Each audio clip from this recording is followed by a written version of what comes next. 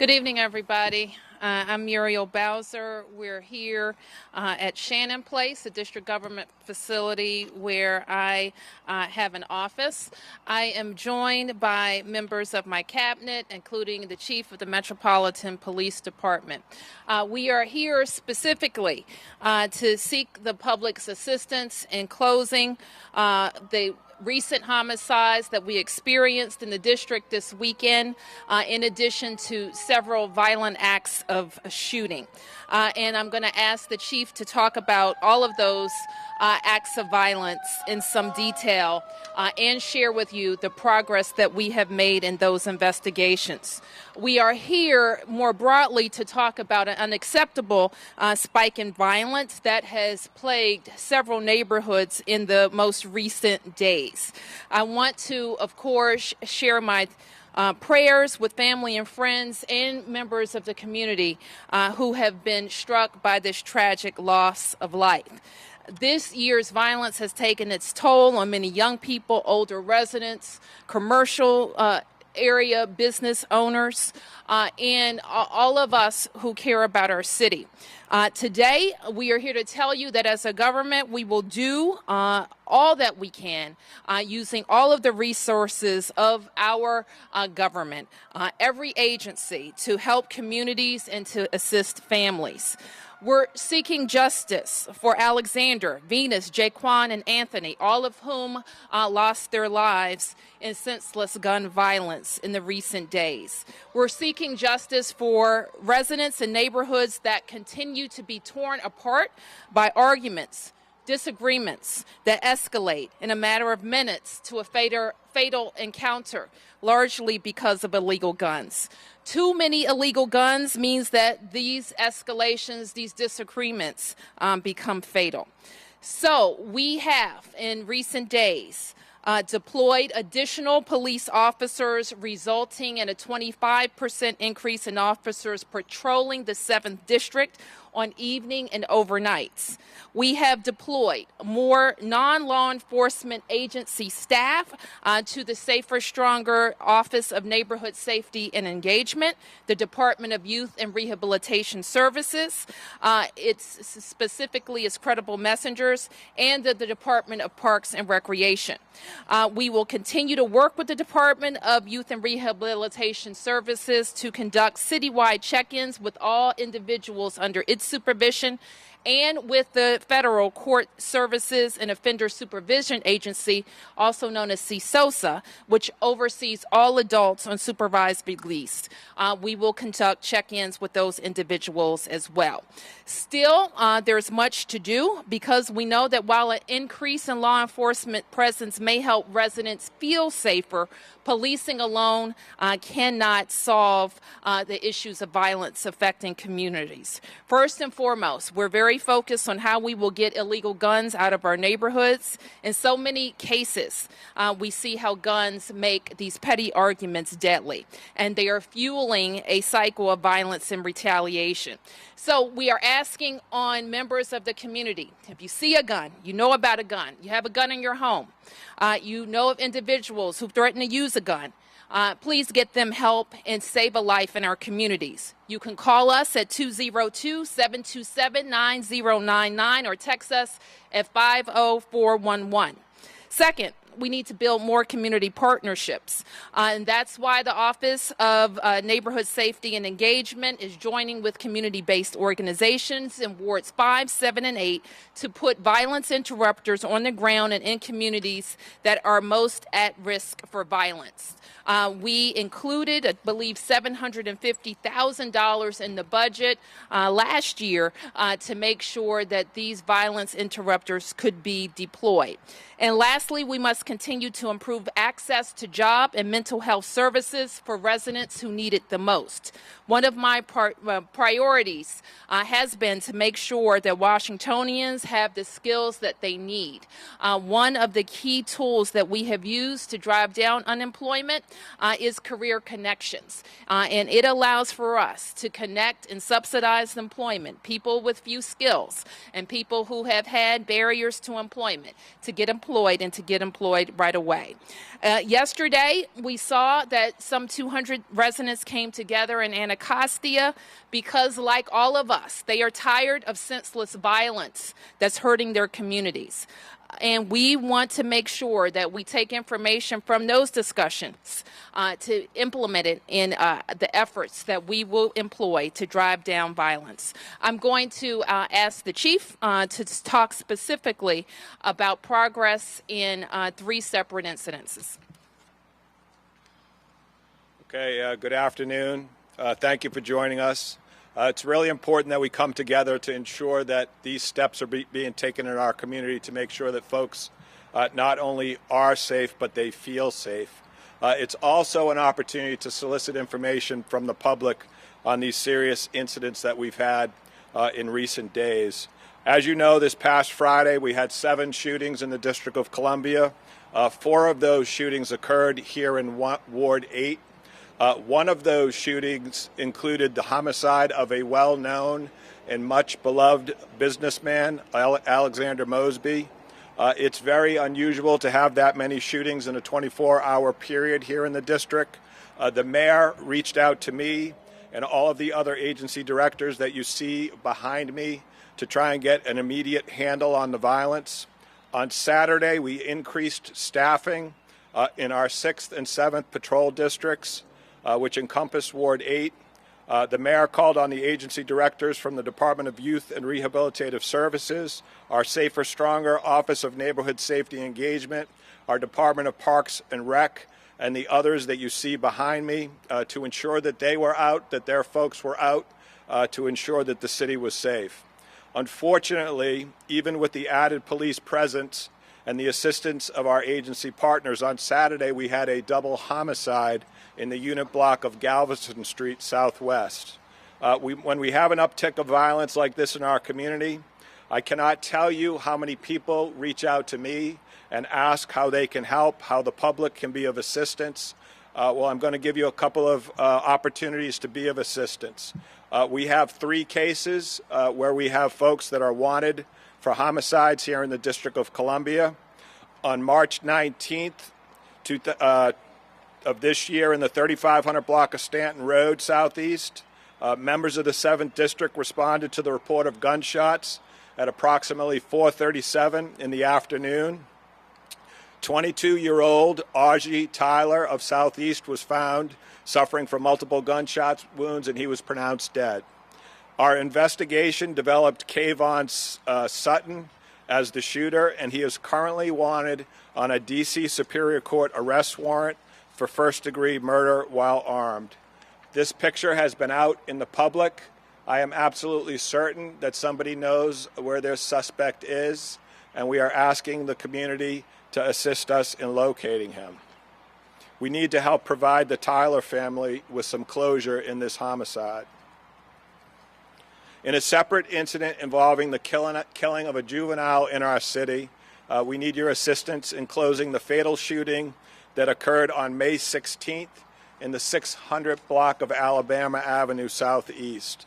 At approximately 5, almost 6 p.m. in the evening, members of the 7th District heard the sounds of gunshots, and they responded to the location, and they found a juvenile who was suffering from multiple gunshot wounds.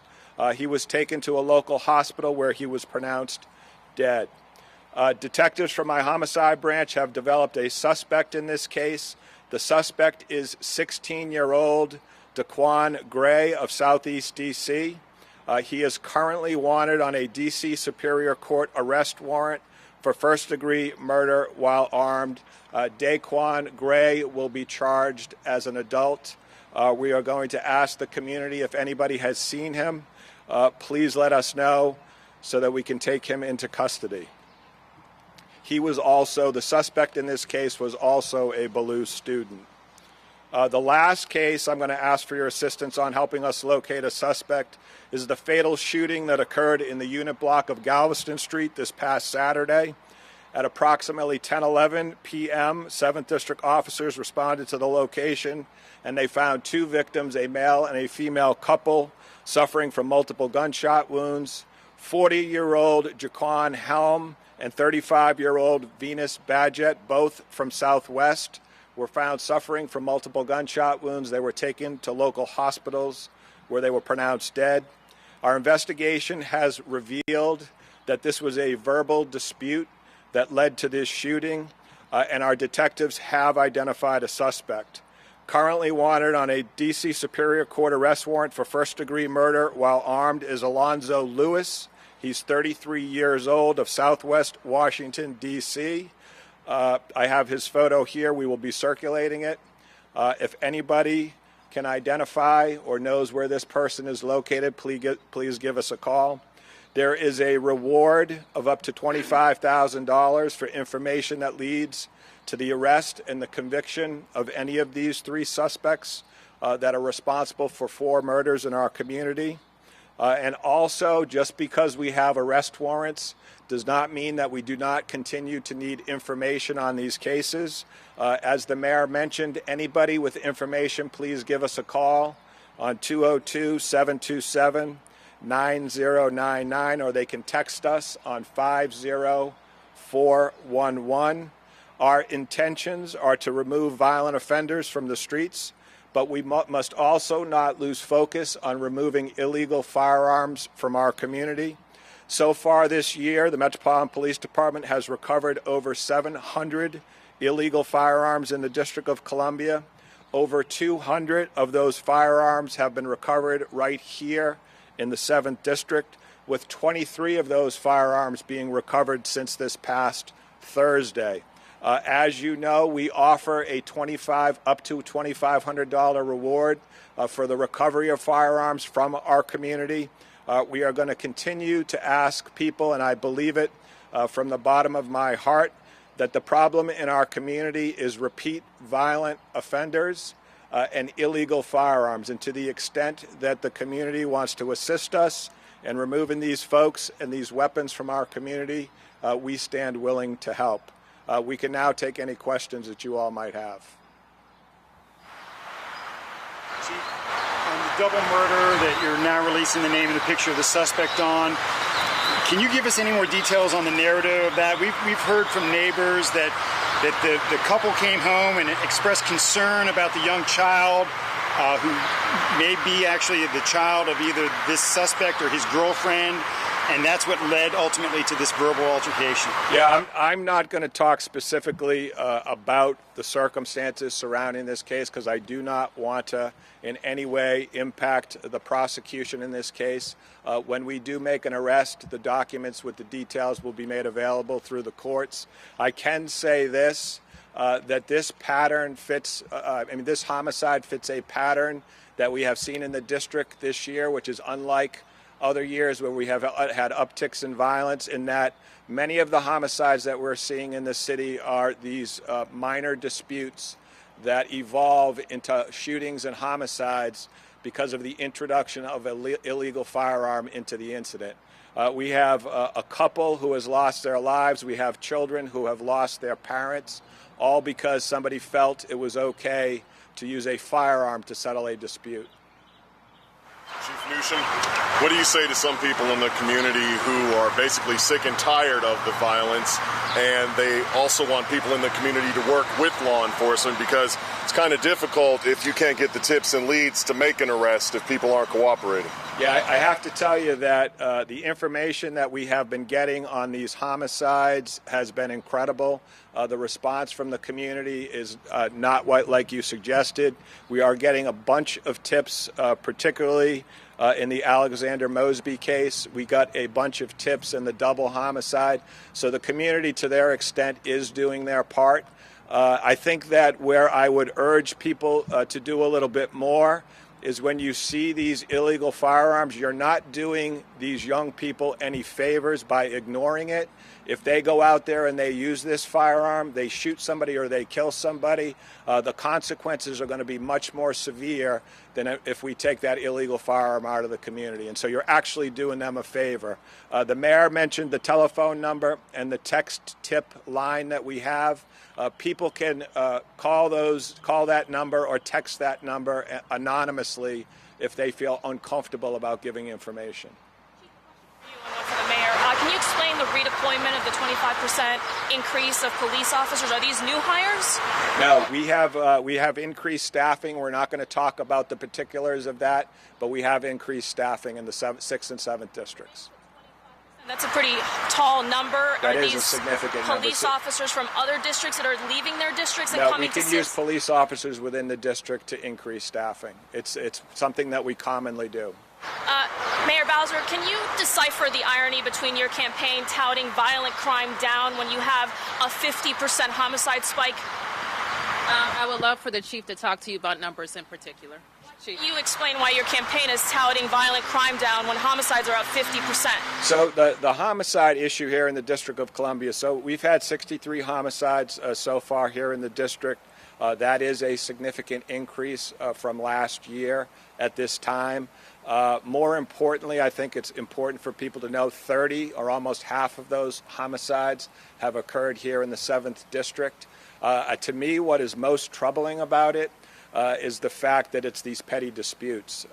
These are completely unnecessary homicides that are occurring in our city. And you can see from the meeting, the public meeting that was held on Monday, there are a lot of people out in this community that are concerned and they're willing to do something. You can see that the entire leadership of the District of Columbia agencies is standing here poised to assist and to reduce violence. We take this very seriously. We have gotten to a place in the city where crime has been continuously going down. So when we see a spike like this, there's less of a tolerance for it. Everybody gets engaged. We want to make sure we turn it around immediately so we can have a safe summer. Mayor, as a new mother, you don't want to address the mothers of these homicide victims who are now, their homicides are being compared to robberies? Thank you. You already answered that question. Yes, sir. To that question, Yes, ma'am. sir. Why would you not answer that question? Okay. No one wants to ask a question because we want that question answered. I answered it. Mark? Mayor Bowser, you mentioned that last year you budgeted $700,000 for interceptors. Yeah, I'm going to ask Deputy Mayor Donahue to step up and talk about the grant funds in particular. In this year's budget, the mayor included and the council accepted a contract from the Office of Neighborhood Safety and Engagement for about $750,000. That'll go to fund community-based organizations who will have individuals who who live in the communities, work in the communities, and will be there to settle disputes and mediate violent situations. We expect those contracts to be issued by the end of this week. So I guess I misunderstood. I thought the mayor had said that it was in last year's budget also. So this will be the first time we're getting interceptors. Yes, we submitted it last year for this year's budget. Okay, and then I had only heard about $360,000 that was going directly to Ward 8. Is the full amount the 700 figure that the rest of it goes to 5 and 7? Of the $750,000, $500,000 will be dedicated east of the river.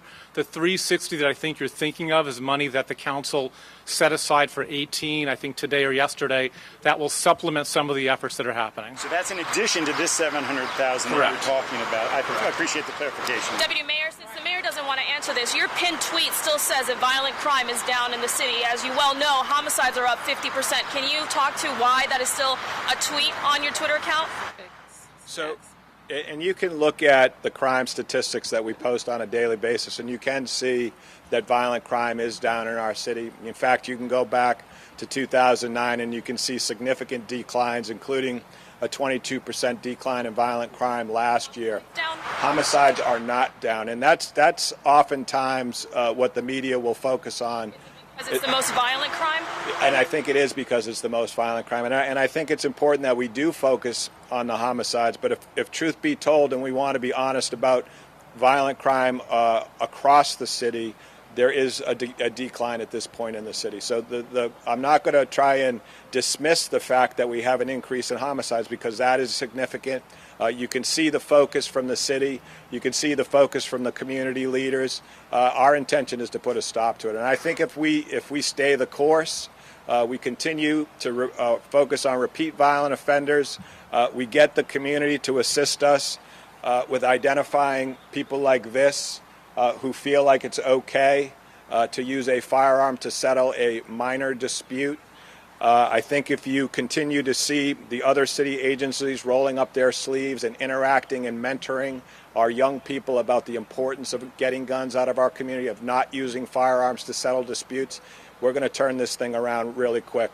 And hopefully we can end the year on a positive note with regards to homicides. Yes, Martin. Mayor and the Deputy Mayor. So the $360,000 that the council put aside today for the Attorney General, I heard from various council members that the reason they chose to do that is because they were concerned that the Office of Neighborhood Safety and Engagement was getting off the ground a little too slowly, especially getting grants out the door and getting these kind of violence preventers out on the street. Like, what are your, is that the case? Is the office working too slowly? No, I think they set aside $360,000 because the Attorney General wants to be at the table, supplementing some of the work that the one's office is doing and will be doing through contracts later this week. I don't view these in conflict at all.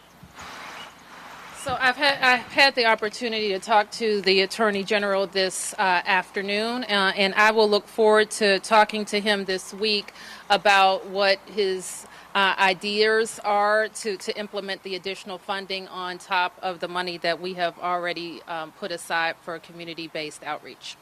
Mayor Bowser? Yeah, no problem. Covered this already. Yes. But I have covered this issue for a long time here Yes. in Ward 8 and Ward 7. There's a sense by many in the community that lives of people west of the river are more important than the lives of the folks east of the river. They've been crying out for this type of resource, attention for a long time, and now are afraid that it's too little too late. Well, as you know, Delia, we're very focused in our administration on law enforcement activities on one side and on opportunities on the other side. And that's why over the last 3.5 years, we've really been focused on how to make sure people have opportunities so that crime is not the way that people feed their families. And so our focus on getting people in training, in jobs, and driving down unemployment has been a very significant part of the work that we do. You heard Deputy Mayor also talk about our partnership with the council to implement the NEAR Act, for lack of a better way to put it, the NEAR Act office, which is intended to help break up disputes before they happen and drive down crime. And so we have implemented that vigorously. We got the funding on October the 1st. We had the office set up by November the 1st, and also working to make sure that the additional community-based dollars are also put out into the street. The truth is, concentrating these resources in a way in the neighborhoods, in the police service districts that we know are experiencing the most violence is the best way that we think can help. And that's why when you see those concentrated areas, they're all on the east side of the city. So we don't want to throw a blanket over the whole city and say this is the one size fits all for the whole city. We want to look at the individual areas to see what we can do on the opportunity side. On the law enforcement side, the conversation the chief briefed out on how we're redeploying our resources to make sure we're concentrating those police resources where crime is happening so that neighbors see it, responses are fast, investigations are complete, and when a crime does occur, that people are brought to justice. We don't want to have any loss of life in our city. In Ward 8, Ward 4, any of our wards. And we are sending the very strong message that it is unacceptable in our city for life to be lost so senselessly. But it's going to take all of us. If we think for 1 second that the government is going to solve it, we have to have a whole different conversation. We need to know why people have these illegal guns, why petty disputes end in gun violence, and work from all sides, from the government, from the community, from faith leaders, definitely from our law enforcement agencies to make sure that we're attacking the problem. Now, we, unfortunately, Chief Newsham, over his long career, we've seen spikes in violence in our city from time to time. And when we have experienced it, we throw every single resource we have at it, from more police to more opportunities on the street, if we need to change laws to make laws stronger, we'll do that. If we need to work with our federal partners who we don't control, but we influence to make sure that they're doing their job with supervision, that they're doing their job at the courts, and that people are being held accountable. What we want to do, and why we're here right now, Delia, is talking about 4 lost lives. And we think we know who did it. They shouldn't be on the street. We need the public's help in identifying these individuals and bringing them in. Thank you. Last 2 questions. Of all of the initiatives that are behind you, that are on the board, either the chief or the mayor, how many are brand new or how many have already been in the process? Just trying to get a sense as to what you all have done in just the last few days. Well, the Office of Neighborhood Safety and Engagement obviously is the newest introduction into this. But we have people standing behind me who have folks that work for them that are working on this issue every single day. And it's very discouraging. You know, you hear people are frustrated. We're just as frustrated as anybody else to see this kind of thing happen. This is a little bit more difficult issue to resolve when you have these individual disputes. If it was warring factions, it's from a police perspective, that's a little bit easy to deal with. You go in, you get involved with one group, you get involved with the other group, you can talk to them, maybe have them lay down their swords and stop the violence. This is a little different when it's spurting up in different places and it's individual disputes. So it's really, I'd like to be able to wave a magic wand and make it go away, but it's going to take every effort from everybody that's standing behind me, everybody that's standing in front of me to make an impact on this particular problem that we're seeing in the city. Who's that? Is he very smart? No, he's not. Okay, thank you all. Thank you. No, Ma, thank you. I called on you. You on the phone. What is it? I appreciate it. I appreciate it, Manager Bowser. I know this is kind of out of context here. It's the first time we've seen you since your new news. Can you just tell us how it's going with the new baby at home? It's going very well. I'm a little tired, but I'll deal. She's a beautiful, beautiful, special little girl, and I'm very lucky. Thank you.